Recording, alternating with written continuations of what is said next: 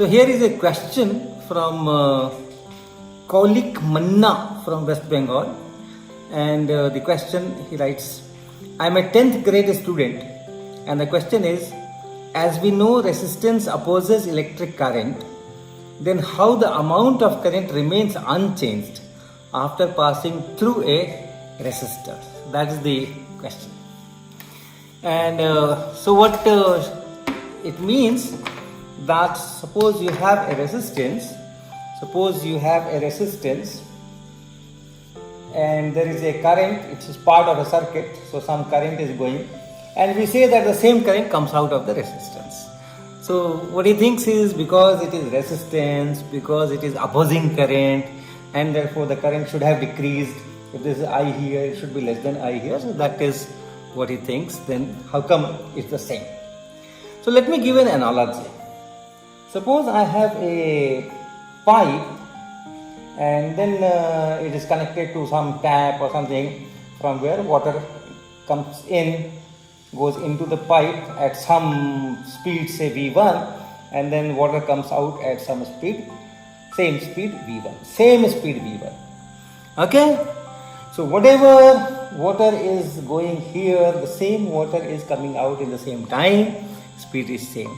If this speed is larger and this speed is smaller, then water will get accumulated somewhere here and the pipe will burst. That doesn't happen. Now, this pipe is offering some resistance to this flow. Right? If you have a narrower pipe, suppose you have a narrower pipe, very narrow pipe, and then you connect it to the same tap, and you know that the water speed will be much smaller. Okay, much smaller. It will be very difficult for water to come out.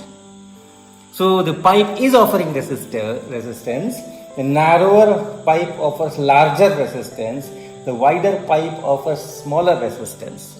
But whatever is the speed here, same is the speed here.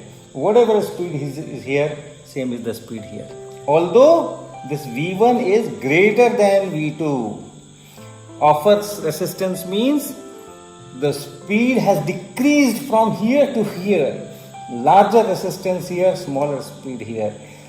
Smaller resistance here, larger speed here. So that's the meaning of resistance opposing the flow. Here it is flow of water, here it is flow of charge. So whatever charge enters from here, the same amount of charge will come out from here in the same time. Same story, if the current is more here, more charges are getting inducted. And if the current is less here, less amount of charge is coming out in the same time, then the charge will accumulate here.